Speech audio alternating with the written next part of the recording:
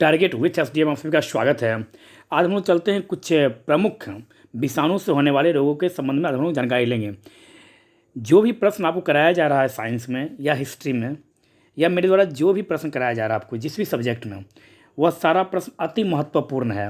आप practice set बना कर देखिए और देखिए उसमें से कितना प्रश्न आपको मिल रहा है। आप देखिएगा अधिकांशतः क्वेश्चन आपके एग्ज़ाम में, आपके प्रैक्टिस सेट में, आपके प्रीवियस ईयर के एग्ज़ाम में पूछा जा चुका है और आगे भी पूछने की संभावना है। इसलिए आप इस वीडियो को देखने के समय आप ध्यान से देखें और कॉपी और कलम आप अपने पास रखें।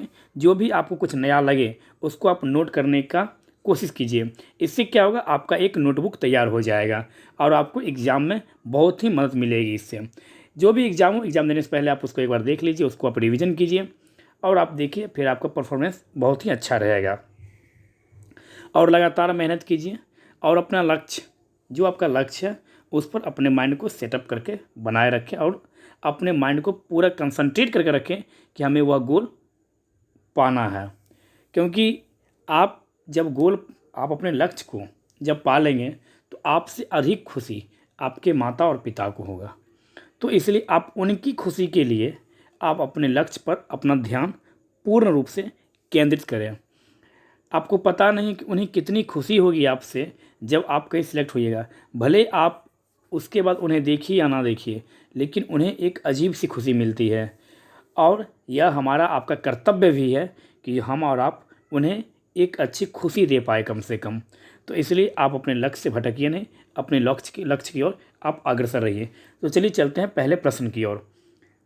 पहला प्रश्न है, जीवाणुभोजी बैक्टीरिया फेज है। तो जीवाणुभोजी बैक्टीरिया फेज क्या है? तो जीवाणुभोजी बैक्टीरिया फेज जो है यह जीवाणु को संक्रमित करने वाला विषाणु है। यह क्या है? तो जीवाणु को संक्रमित करने वाला यह एक विषाणु है जीवाणुभोजी।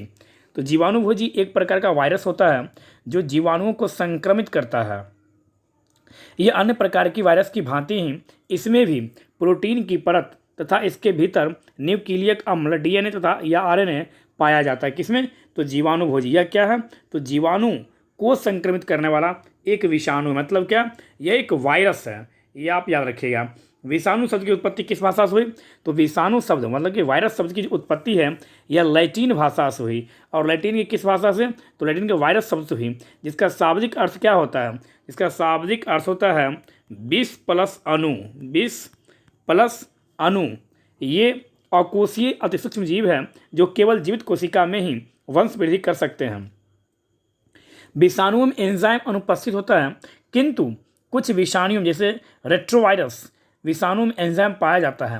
रासायनिक दृष्टि यदि देखा जाए तो विषाणु प्रोटीन के आवरण से घिरे हुए न्यूक्लियक अम्ल या मतलब क्या न्यूक्लिक एसिड का ही एक खंड है। विषाणु पोषित कोशिकाओं के बाहर ना तो कोई जैव क्रिया कर सकते हैं और ना ही इनका कोई द्विगुणन हो सकता है।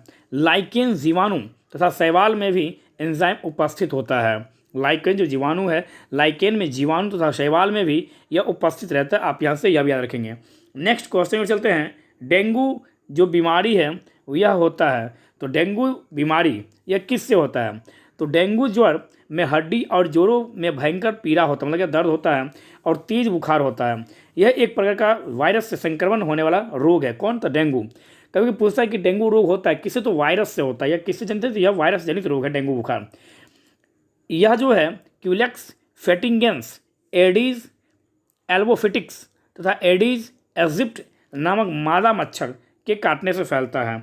डेंगू बीमारी किससे फैलता है? तो आप एक लाइन में याद रखिएगा, एजिप्ट नामक मादा मच्छर के काटने से फैलता है।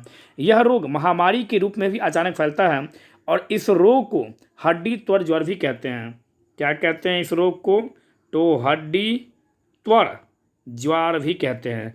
तो आप यहाँ से यह भी याद रखिएगा कि हड्डी तोड़ ज्वर किस बीमारी को कहा जाता है? तो डेंगू बीमारी कहा जाता है। यह किससे फैलता है या यह बीमारी कैसे होता है? तो यह बीमारी विषाणु से होता है। और ये किससे? तो मच्छर का नाम रखा गया है एडीज या एंडीज एजिप्ट नामक मादा मच्छर के काटने से बीमारी फैलता है। नेक्स्ट क्वेश्चन को चलते हैं हम लोग। डेंगू एक बुखार है जो उत्पन्न होता है तथा दूसरे मनुष्यों में फैलता है। डेंगू यह एक बुखार है जो उत्पन्न होता है तथा दूसरे मनुष्यों में पहुंचता है। यह वायरस और मादा एडीज मच्छर के द्वारा फैलता है। यह किससे फैलता है? वायरस और मादा एडिज नामक मच्छर से यह फैलता है। नेक्स्ट, डेंगू बुखार मानव शरीर में किसकी कमी हो जाती है?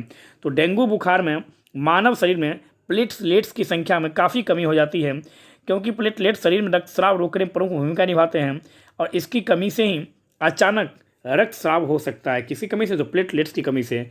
तो डेंगू बुखार जब आता है तो किसी कमी होती है मानव शरीर में? तो प्लेटलेट्स की कमी हो जाती है। आप यहाँ से यह भी याद रखेंगे। नेक्स्ट, पीला बुखार किसके द्वारा फैलता है? तो पीला बुखार जो है मतलब क्या पित्त ज्वर या येलो फीवर एक संक्रामक रोग है। इस रोग का कारक एक सूक्ष्म विषाणु होता है जिसका संचरण एडीज जाति के मच्छर द्वारा होता है। मतलब क्या यह भी विषाणु से फैलता है। और पित्त ज्वर को पीला बुखार या येलो फीवर भी कहते हैं। यह एक कैसा? तो यह एक संक्रामक रोग है और इस रोग का कारण क्या? विषाणु और इसका संचरण कौन करता है? तो एडीज नामक मच्छर, मतलब क्या उसी के जाति का समूह का मच्छर करता है।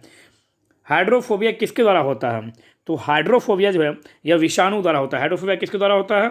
तो हाइड्रोफोबिया आप याद रखिएगा विषाणु द्वारा होता है। पानी से डरने की प्रक्रिया को हाइड्रोफोबिया कहा जाता है। इसमें रोगी पानी के सामान्य प्रयोग से नहीं डरता, लेकिन नदी, झील, समुद्र के पास जाने से या तैरने से घबराता है। हाइड्रोफोबिया जो है वह रेबीज नामक जो कुत्ता के काटने से बीमारी होता है उसका पुराना नाम है। रेबीज का विषाणु केंद्रीय नाड़ी तंत्र को प्रभावित करता है। रेबीज का जो विषाणु है वह किसको? तो तंत्रीय मतलब क्या नाड़ी तंत्र को प्रभावित करता है। आप यहाँ से यह भी याद रखेंगे। नेक्स्ट, हाइड्रोफोबिया किस रोग का पुराना नाम है? तो हाइड्रोफोबिया नामक जो रोग है यह रेबीज का पुराना नाम है। नेक्स्ट, मस्तिष्क तथा मेरुरज्जु पर चढ़ी झिल्ली में सूजन आ जाने से होने वाला रोग है। तो मस्तिष्क तथा मेरुरज्जु में चढ़ी हुई झिल्ली में सूजन आ जाने से कौन सा रोग? तो मेनिंजाइटिस नामक रोग हो जाता है। मेनिंजाइटिस वायरस, बैक्टीरिया तथा अन्य माइक्रो ऑर्गेनिज्म के संक्रमण से मस्तिष्क तथा मेरुरज्जु पर चढ़ी झिल्ली में सूजन आ जाने से होता है। मेनिंजाइटिस से प्रभावित अंग कभी पूछता है तो मेनिंजाइटिस प्रभावित अंग मस्तिष्क होता है। तो यहाँ से आप यह भी याद रखेंगे। नेक्स्ट, भारत में जन्मे प्रत्येक 200 शिशुओं में एक अतिसार से मर जाता है, जिसका क्या कारण है? क्वेश्चन क्या पूछ रहा है कि भारत में 200 शिशुओं में एक बच्चा अतिसार से मर जाता है, जिसका क्या कारण है? तो जिसका कारण है पेंडेमिक। क्या कारण है इसका? पेंडेमिक इसका कारण है। जब कोई रोग किसी विशेष क्षेत्र या जनसंख्या में अस्थायी रूप से विद्यमान रहता है तो ऐसी स्थिति को एंडेमिक कहलाती है। जब कोई रोग, संक्रामक रोग किसी निश्चित जनसंख्या बड़ी संख्या में लोगों में कम समय में तेजी से फैलता है तो ऐसी बीमारी को एपिडेमिक कहलाती है। एपिडेमिक स्थिति का ही विश्व के बृहद क्षेत्र में विस्तार पेंडेमिक कहलाता है। जैसे अभी कोरोना वायरस आप देख रहे हैं, कोरोना वायरस क्या पूरे विश्व में फैला हुआ है, तो पेंडेमिक बीमारी एज ए महामारी आप कह सकते हैं। नेक्स्ट, यदि कोई मानवीय रोग विश्व के बृहद क्षेत्र में फैलता है तो उसे क्या कहते हैं? यदि कोई मानवीय रोग विश्व के बृहद क्षेत्र में फैलता है तो उसे पेंडेमिक या महामारी रोग के नाम से जाना जाता है। जैसे अभी वर्तमान में कोरोना वायरस पूरे विश्व के क्षेत्र में फैला हुआ है। कोरोना वायरस मतलब क्या? चीन इसका जन्मदाता है। दिसंबर 2019 में कोविड-19 इसका नाम है। कोविड-19 नाम किससे बताया गया? तो WHO के द्वारा कोरोना का नाम कोविड-19 दिया गया। कोरोना वायरस डिजीज, CO से कोरोना, VI से वायरस, D से डिजीज। 19 में लगा 2019 में यह आया था। यह कौन दिया था? WHO। हु मतलब क्या? World Health Organization. इसकी स्थापना कब हुई? 7 अप्रैल 1948 को। प्रत्येक वर्ष 7 अप्रैल को मनाया जाता है, तो प्रत्येक वर्ष 7 अप्रैल को विश्व स्वास्थ्य दिवस मनाया जाता है। आप यहाँ से यह भी याद रखेंगे। चलते नेक्स्ट प्रश्न की ओर।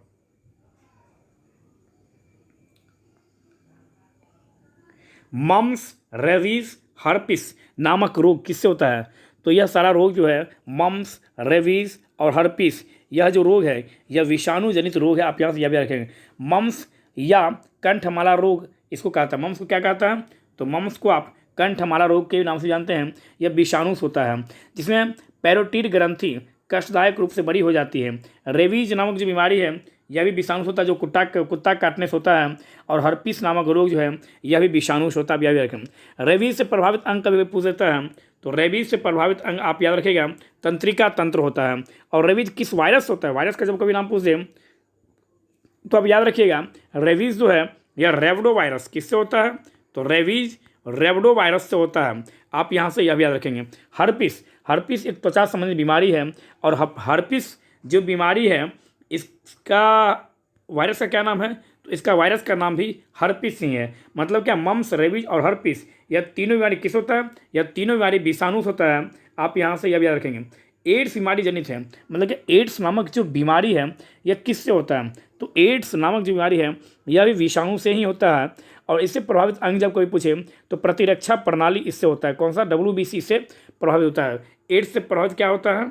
तो WBC इससे प्रभावित होता है। और इसके वायरस का क्या नाम है? तो इसके वायरस का नाम है HIV। HIV मतलब क्या? एड्स, यह भी याद रखिएगा। Next, polio. पोलियो वायरस शरीर में प्रवेश करता है। पोलियो वायरस जो है वह शरीर में कैसे प्रवेश करता है? पोलियो वायरस यह दूषित भोजन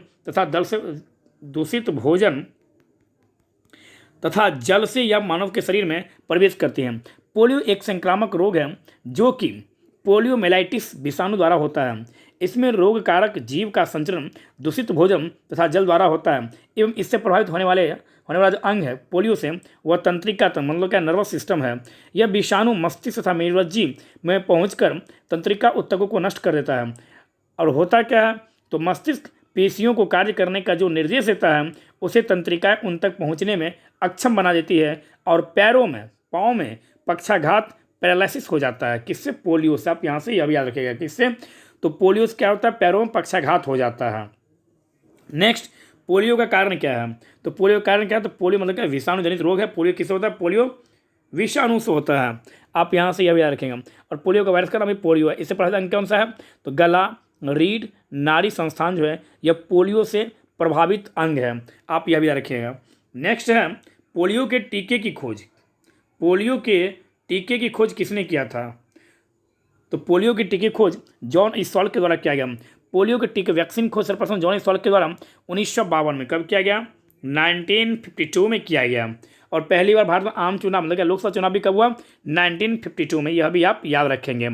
पोलियो बच्चों में होने वाला एक अत्यंत घातक रोग है जिसमें ये विकलांग हो जाते हैं। यह रोग पोलियो विषाणु द्वारा होता है, मतलब कि वायरस का भी नाम पोलियो वायरस ही है। जिससे प्रभावित होने वाला अंग केंद्रीय तंत्रिका तंत्र मतलब क्या? सेंट्रल नर्वस सिस्टम, CNS हम बोल सकते हैं। क्या? CNS, central nervous system polio से प्रभावित अंग है। मतलब क्या? गला, रीढ़, नाड़ी यह सभी पोलियो से प्रभावित अंग है। नेक्स्ट, क्षय रोग। क्षय रोग जो होता है वह किससे होता है? प्रश्न यहाँ पर यह है। तो आप बता सकते हैं क्षय रोग जो है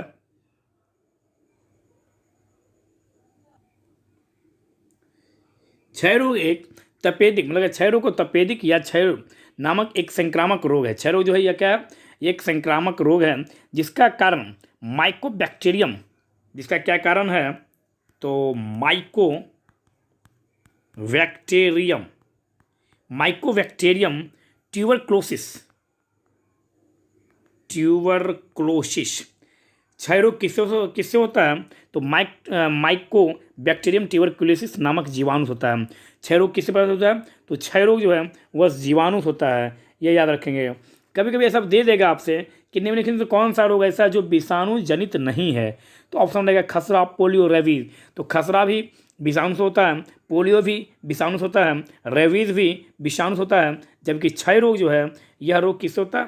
तो क्षय रोग जीवाणु से होता है। आप यहाँ से यह याद रखेंगे। कभी कभी ऐसा दे देगा कि निम्नलिखित में कौन सा रोग जीवाणु से होता है, तो आप यहाँ से क्षय रोग भी याद रख सकते हैं। तो एग्जामिनर क्वेश्चन किसी भी तरह से आपसे पूछ सकता है, तो इसके लिए आपको तैयार रहना होगा। चलते हैं नेक्स्ट प्रश्न की ओर। खसरा बीमारी किससे होता है? खसरा जो रोग है वह किससे होता है? तो खसरा बीमारी यह विषाणु होता है। किस होता है खसरा बीमारी? तो खसरा बीमारी विषाणु होता है। खसरा बीमारी किस वायरस से होता है? तो आप बता दीजिएगा। खसरा बीमारी जो है वह मोरबीली वायरस किससे होता है? तो खसरा नामक जो बीमारी है यह मोरबीली वायरस होता है। और खसरा से प्रभावित अंग जब पूछे आपसे तो खसरा से प्रभावित अंग होता है संपूर्ण शरीर। तो खसरा किससे होता है? विषाणु से। खसरा किस वायरस होता है? मोरबीली वायरस से। खसरा से प्रभावित अंग कौन सा है? तो संपूर्ण शरीर। आप यहाँ से यह बतला सकते हैं। नेक्स्ट क्वेश्चन में चलते हैं। रेबीज जो कुत्ता के काटने से होता है, इससे प्रभावित अंग कौन सा है? तंत्रिका तंत्र। रेबीज से प्रभावित अंग कौन सा है? तंत्रिका तंत्र। यह किससे होता है? तो यह रेबडो वायरस होता है। मतलब क्या रेबीज किससे होता है? वायरस से। वायरस में किस वायरस से? रेबडो वायरस से। और प्रभावित अंग कौन सा है इससे? तो तंत्रिका तंत्र। यह याद रखेंगे वो। चलते हैं नेक्स्ट प्रश्न की ओर। रेबीज किस वायरस से होता है? रेबीज रेबडो वायरस से होता है। नेक्स्ट, किस बीमारी के लिए ट्राइवेलेंट के स्थान पर वाइवेलेंट ORV देने का निर्णय भारत सरकार ने लिया है? किस बीमारी के स्थान पर? तो पोलियो।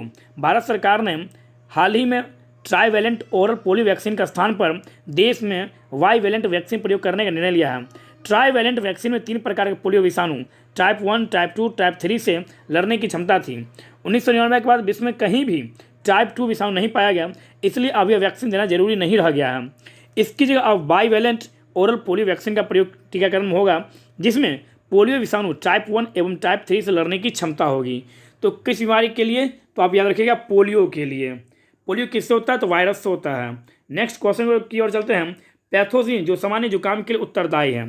पैथोजिन जो सामान्य जुकाम के लिए उत्तरदायी है, तो यह किससे? तो यह राइनो वायरस। किससे होता है यह? तो इसको हम बोलेंगे rhino virus. Rhino virus pathogen सामान्य जुकाम के लिए उत्तरदायी है। जुकाम एक संक्रामक रोग है जो छींक, वायु इत्यादि के माध्यम से संचालित होता है तथा इसमें रोगी को सर दर्द, हल्का ज्वार मतलब कि हल्का बुखार एवं नाक व आंख से पानी गिरता रहता है। किससे? तो पैथोजिन जुकाम से। आप यहाँ से यह याद रखेंगे। नेक्स्ट, यकृत रोग हेपेटाइटिस बी का कारण है। यकृत रोग हेपेटाइटिस बी का क्या कारक है? तो डीएनए वायरस। क्या है इसका कारण? तो डीएनए वायरस से हेपेटाइटिस बी होता है। Hepatitis B virus DNA virus से होता है। इसके कारण लीवर में सूजन एवं जलन पैदा होता है। इसके कारण क्या होता है हेपेटाइटिस से? तो लीवर में सूजन एवं जलन पैदा होता है। नेक्स्ट, किस सूक्ष्मजीव के द्वारा हेपेटाइटिस बी की बीमारी होती है? किस सूक्ष्मजीव के द्वारा? तो आप बता सकते हैं वायरस के द्वारा। किसके द्वारा? तो वायरस के द्वारा। हेपेटाइटिस बी एक संक्रामक रोग है जो हेपेटाइटिस बी नामक वायरस से होता है। इस रोग का कारण लीवर में सूजन एवं जलन पैदा हो जाती है। और हेपेटाइटिस बी वायरस में हेपाडीएनए वायरस परिवार का एक सदस्य होता है। हेपाडीएनए वायरस मतलब वायरस परिवार का एक सदस्य होता है। किसमें? हेपेटाइटिस बी में। नेक्स्ट क्वेश्चन में चलते हैं। हेपेटाइटिस रोग से प्रभावित अंग। तो हेपेटाइटिस रोग से प्रभावित अंग कौन सा होता है? तो आपको पता होगा यकृत। यकृत को हम क्या बोल सकते हैं? लीवर। और यकृत से ही यूरिया निकलता है। और मानव शरीर का सबसे बड़ा अंग भी कौन सा है? तो मानव शरीर का सबसे बड़ा अंग यकृत है। और मानव शरीर का दूसरा सबसे बड़ा अंग तो अग्नाशय। अग्नाशय का मतलब क्या? पेनक्रियाज। पेनक्रियाज का मतलब क्या? मधुसूदनी। आप यहाँ से यह भी याद रखेंगे। और यकृत का वजन कितना होता है? लगभग 300 पाउंड, मतलब क्या? लगभग 1.5 किलो इसका वजन होता है। आप यहाँ से यह भी याद रखेंगे। चलते हैं नेक्स्ट क्वेश्चन की ओर।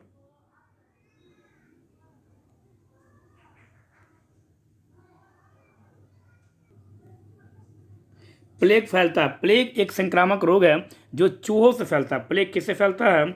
तो प्लेग जो बीमारी है यह चूहों से फैलता है। आप यहाँ पर यह भी याद रखेंगे। नेक्स्ट क्वेश्चन में चलते हैं। एचआईवी द्वारा होने वाला रोग है। एचआईवी द्वारा कौन सा रोग होता है? तो एचआईवी द्वारा एड्स होता है। एचआईवी के द्वारा कौन सा? तो एड्स। एड्स से प्रभावित प्रतिरक्षा प्रणाली। आप यहाँ से यह भी याद रखेंगे। नेक्स्ट, एड्स विषाणु में होता है। मतलब क्या? एड्स जो है उस विषाणु में कौन कौन सा शामिल होता है? आप यहाँ से यह याद रख सकते हैं। एड्स विषाणु में आरएनए और प्लस प्रोटीन। एड्स विषाणु में कौन होता है? तो एड्स विषाणु में होता है आरएनए प्लस प्रोटीन। कौन कौन? तो आरएनए और प्रोटीन होता है एड्स विषाणु में। एचआईवी एक तरह का रेट्रोवायरस है। आरएनए के निर्माण के लिए आनुवांशिक सूचनाएं देने वाला वायरस के प्रकार को रेट्रोवायरस कहते हैं। एचआईवी धनात्मक एकल रेशी वाले आरएनए की 2 प्रतियों से मिलकर बना होता है। तो एचआईवी मतलब एड्स विषाणु में कौन कौन होता है? तो आरएनए प्लस प्रोटीन होता है एड्स विषाणु। आप यहाँ से यह याद रखेंगे। नेक्स्ट, एड्स किस रोग का संक्षिप्त रोग है? मतलब क्या? किस रोग का? एड्स जो है वह किस बीमारी का संक्षिप्त नाम है? यहाँ से यह पूछा गया है। तो इसका एक क्वेश्चन आप लोगों के लिए दिया जा रहा है। आप लोग कमेंट्स बॉक्स में यह लिख कर बताएंगे कि एड्स जो है वह किसका पूरा नाम है। नेक्स्ट, एड्स वायरस में HTLV3 की खोज किसने की थी? तो एड्स वायरस में HTLV3 की खोज रॉबर्ट गेलो किसके द्वारा किया गया? तो रॉबर्ट गेलो के द्वारा इसकी खोज की गई। नेक्स्ट क्वेश्चन की चलते हैं। एड्स विषाणु की सबसे ज़्यादा आजमाई गई दवा। मतलब एड्स विषाणु के लिए सबसे ज़्यादा आजमाई गई दवा कौन सी है? तो जीडोवोडिन। कौन सी दवा है? तो जीडोवोडिन नामक जो दवा है वह एड्स विषाणु के लिए अपनाई गई सबसे अधिक दवा है। जीडोवोडिन एक प्रकार की एंटी रेट्रोवायरल दवा है जिसे HIV एड्स के लिए उपचार में प्रयोग किया जाता है। नेक्स्ट, एलिसा परीक्षण किया जाता है। एलिसा परीक्षण जो है वह एड्स पहचानने के लिए किया जाता है। एलिसा एंजाइम एलिसा का मतलब क्या, ELSA, enzyme linked amino solvent assay परीक्षण एड्स की पहचान के लिए किया जाता है। इसके अलावा इस रोग का परीक्षण विकर्णीय प्रतिरक्षी जांच द्वारा भी किया जाता है। एड्स अत्यंत घातक संक्रामक रोग है जिसका कारण HIV वायरस है तथा इससे श्वेत रुधिर कणिका WBC मतलब कि प्रतिरक्षा प्रणाली प्रभावित होती है। आप यहाँ से यह भी याद रखेंगे। चलते हैं नेक्स्ट प्रश्न की ओर। जापानी इंसेफेलाइटिस का कारक है, जब मतलब क्या जापानी इंसेफेलाइटिस नामक बीमारी है, उसका क्या कारक है? उसका कारक है विषाणु। जापानी इंसेफेलाइटिस का कारक इंसेफेलाइटिस विषाणु वायरस है। मतलब क्या सीधा पूछिए यह किसके कारण होता है, तो यह विषाणु जनित रोग है, यह भी आप याद रखेंगे। चलते हैं नेक्स्ट प्रश्न की ओर। सुअरों को मानव रिहायशी क्षेत्र से दूर रखना किसके उन्मूलन में सहायक होता है? तो जापानी इंसेफेलाइटिस के पालतू सुअर एवं जंगली चिड़ियाँ जापानी इंसेफेलाइटिस के विषाणु के वाहक होते हैं। विषाणुओं को मच्छर इनसे प्राप्त कर मनुष्य एवं जानवरों को संक्रमित करते हैं। किसी पालतू पशु में जापानी इंसेफेलाइटिस के विषाणु नहीं पाए जाते हैं। सुअरों को मानव रिहायशी क्षेत्र से दूर रखकर इस रोग का किससे, तो जापानी इंसेफेलाइटिस बीमारी नहीं फैले इस कारण से सुअरों को रिहायशी मतलब क्या आम लोगों के मतलब क्या मोहल्लों से उसे दूर उसे साइड एरिया में रखा जाता है। यह आप याद रखेंगे। नेक्स्ट क्वेश्चन है चेचक जो एक बीमारी है वह होता है मतलब जिसको स्मॉल पॉक्स भी बोलते हैं चेचक को। तो आपको यहाँ से याद रखना है जब आप भी आपसे पूछे कि चेचक क्या है, तो चेचक वेरियोला नामक वायरस होता है। चेचक किससे होता है, तो चेचक होता है वेरियोला वायरस नामक विषाणु होता है जो कि ऑर्थोपॉक्स वायरस परिवार का किस परिवार का एक सदस्य है? तो यह किस परिवार का, तो आप बता सकते हैं यह ऑर्थोपॉक्स वायरस का एक सदस्य है। यह अत्यंत ही संक्रामक रोग है जिसके विषाणु रोगी की त्वचा, थूक, वायु, वस इत्यादि के माध्यम से फैलते हैं। यह रोग मुख्यतः त्वचा को प्रभावित करता है। चेचक इसमें रोगी को ज्वर मतलब फीवर बना रहता है और शरीर पर लाल रंग के दाने निकलने लगते हैं। इसका उपचार के लिए चेचक का टीका लगवाना चाहिए तथा साफ सफाई पर विशेष ध्यान देना चाहिए। किसके लिए, चेचक के लिए। और अभी आप देख रहे होंगे कोरोना महामारी के दरमियान भी सबसे अधिक लोगों को साफ सफाई पर ही ध्यान देने के लिए डॉक्टरों के द्वारा, WHO के द्वारा और हमारे सरकारों के द्वारा लगातार जागरूक किया जा रहा है कि आप घर से जब भी निकलें तो आप सैनिटाइजर हाथ लेके चले, साथ मास्क पहन के चलें और आप ग्लव्स का प्रयोग करें। और इलेक्शन में भी जब आप वोट गिराने जाएंगे या वोट गिराने गए होंगे तो आप देखे होइएगा जो बूथ सेंटर है वहाँ पर आपको सैनिटाइज किया गया आपके हाथों को, प्लस ग्लव्स दिया गया, मास्क दिया गया। तो इस तरह से यह बीमारी से बचने के लिए दिया है, लेकिन आम लोग इसको मान नहीं रहे हैं। तो जो सरकार कह रही है, जो WHO जो कह रहा है या जो डॉक्टर कह रहे हैं, उनकी बातों को फॉलो करना चाहिए। साफ़ सफाई ही आपको हर एक बीमारी से आपको दूर रखेगी। जितना आप स्वस्थ रहेंगे, साफ़ सफाइयत से रहेंगे, आप बीमारी से बचे रहेंगे। इसका नेगेटिव भी हो जाता है। कोई आदमी बोलता है कि अमिताभ बच्चन तो इतने सेफ रहते थे, उनको कैसे कोरोना वायरस हो गया। तो यह एक अलग चीज़। अब इसका मतलब यह नहीं कि अब हम साफ़ सफाई रहेंगे ही नहीं, तो ये तो एक अलग बात है। आपको साफ़ सफाई रहना है। नेक्स्ट क्वेश्चन को चलते हैं। विश्व से चेचक का उन्मूलन घोषित किया गया। तो विश्व से चेचक का उन्मूलन घोषित किया गया 1980 में। कब किया गया, तो 1980 में। आप यहाँ से याद रखें, चेचक स्मॉल पॉक्स एक विषाणु जनित रोग है जो वेरियोला वायरस नामक वायरस होता है। कौन सा, वेरियोला वायरस, वेरिसेला नहीं, वेरिसेला वायरस से होता है छोटी मात्रा। यह याद रखें, कन्फ्यूजन नहीं करना है आपको।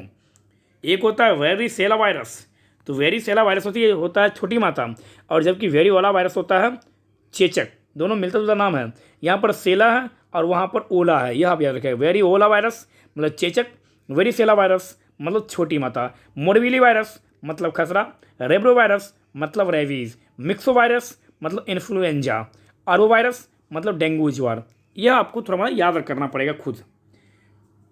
तो कब किया गया, 1980 में। नेक्स्ट, इम्यूनोलॉजी का जनक है। तो इम्यूनोलॉजी का जनक कौन सा है, तो एडवर्ड जेनर। एडवर्ड जेनर को इम्यूनोलॉजी का जनक कहता है। इन्होंने चेचक के टीके का आविष्कार किया। किसने, एडवर्ड जेनर सर जो थे, यह चेचक के टीके खोज करता है। नेक्स्ट, रानीखेत बीमारी किससे संबंधित है। तो रानीखेत जो बीमारी है यह मुर्गियों से या मुर्गियों में होने वाली प्रमुख बीमारी है जो कि अत्यंत संक्रामक होता है। यह एक विषाणु जन्य वायरस से यह बीमारी होता है। कौन सा? तो रानीखेत बीमारी किससे होता है? तो अब याद रखिएगा विषाणु से। यह किस में होता है? तो आप कह सकते हैं मुर्गियों में। अब मुर्गियों का मतलब यानी कि मुर्गा में नहीं होता है, मुर्गा में भी होता है। फूट एवं माउथ रोग होता है। फूट एवं माउथ रोग यह मवेशियों में होने वाला एक विषाणुजन्य संक्रमणीय रोग है। फूट एवं माउथ रोग किसमें होता है? तो यह आप याद रखिएगा, यह मवेशियों में होता है। किसमें? तो मवेशियों में यह होने वाला विषाणु जनित रोग है। आप यहाँ से काउ पॉक्स क्या है? तो काउ पॉक्स भी एक मवेशियों में होने वाला एक विषाणु जन्य रोग है। काउ पॉक्स किससे होता है? तो यह भी विषाणु से होने वाला एक रोग है। आप यहाँ से यह भी याद रखेंगे। गाय, भैंस, भेड़, बकरी और सूअर आदि पशुओं में खुरपका व मुंहपका रोग, इसी को फूट एंड माउथ डिजीज कहते हैं, जो विषाणु कारण होता है। आप यहाँ से यह भी रखें। लियो फलर तथा फ्रॉस ने जर्मनी में पशुओं में खुरपका मुखपका रोग का पता लगाया था। मतलब फूट एंड माउथ रोग का पता किसने लगाया था? तो आप बोलोगे लियो फलर तथा फ्रास। किसके द्वारा? लियो फलर तथा फ्रास के द्वारा इस बीमारी का पता लगाया गया। चलते हैं नेक्स्ट प्रश्न की ओर। H1N1 विषाणु का प्रायः समाचारों पत्रों में देखने के लिए मिलता है। यह किस बीमारी के संदर्भ में उल्लेख किया जाता है? तो H1N1 यह स्वाइन फ्लू के बारे में बोला गया। किसके बारे में बोला गया? यह स्वाइन फ्लू के बारे में बोला गया। स्वाइन फ्लू इन्फ्लुएंजा कुल के अंतर्गत शुकर इन्फ्लुएंजा विषाणु द्वारा फैलाया जाने वाला एक संक्रामक रोग है। इस वायरस को H1N1 विषाणु कहा जाता है। मनुष्यों में यह संक्रमण मुख्य रूप से सुअरों से, मतलब कि सुगरों से प्रत्यक्ष संबंध रखने वाले मनुष्यों से फैलने की पूरी संभावना रहती है। किससे? तो सुअरों से। H1N1 क्या बोलते हैं? Swine flu. जबकि H5N1 क्या बोलते हैं? तो बर्ड फ्लू। बर्ड फ्लू मतलब कि एवियन इन्फ्लुएंजा नामक रोग का ही प्रचलित नाम है, जो कि H5N1 नामक वायरस के कारण पैदा होता है। यह भी आप याद रखेंगे। नेक्स्ट क्वेश्चन है, इबोला है एक, मतलब क्या इबोला जो है वह इबोला क्या है? तो इबोला एक प्राणघातक विषाणु है। इबोला क्या है? तो इबोला एक प्राणघातक विषाणु है। इबोला प्राणघातक विषाणु है जो पश्चिमी अफ्रीकी देशों में महामारी का रूप ले चुका है। विश्व मतलब WHO ने 2014 में अंतर्राष्ट्रीय स्वास्थ्य आपदा घोषित कर दिया। पहली बार 1976 में इबोला वायरस की पहचान की। इबोला वायरस की पहचान पहली बार कब की गई? 1976 में। नेक्स्ट बर्ड फ्लू विषाणु है। तो बर्ड फ्लू का आप याद रखिएगा H5N1 और स्वाइन फ्लू H1N1, यह भी याद रखिएगा। बर्ड फ्लू जो है वह एवियन इन्फ्लुएंजा नामक रोग का बीमारी का प्रचलित नाम है। H5N1 वायरस मनुष्य को दो तरीकों से प्रभावित कर सकता है। एक तो सीधे मुर्गियों से मनुष्य में पहुंचकर तथा दूसरा किसी संक्रमित आदमी के जरिए दूसरी आदमी के शरीर में पहुंचकर। टैमी फ्लू इसकी कारगर औषधि है। टैमी फ्लू जो है वह बर्ड फ्लू का कारगर एक औषधि है। तो इस प्रकार से आज हम लोग कुछ महत्वपूर्ण प्रश्नों को देखने का प्रयास किए। हम उम्मीद करते हैं कि आप लोगों को यह वीडियो आपके एग्जाम में बहुत ही महत्वपूर्ण साबित होगा। अभी आपको इसका अंदाज़ा नहीं लगेगा, अभी आपको लगेगा कि जो ये गलत बोल रहे हैं, लेकिन जब आप एग्ज़ाम दे के आओगे, जब आपका एग्जामिनेशन हॉल में इन्हीं सभी प्रश्नों से जब आपका मुलाकात होगा, तब आपको पता चलेगा कि यह वीडियो आपके जीवन के लिए, आपके एग्जाम के लिए कितना महत्वपूर्ण है। तो यदि आपको ये वीडियो अच्छा लगे तो आप इसको शेयर कीजिए, कमेंट्स कीजिए, लाइक कीजिए, अन्यथा आप इसको शेयर नहीं कीजिए। धन्यवाद।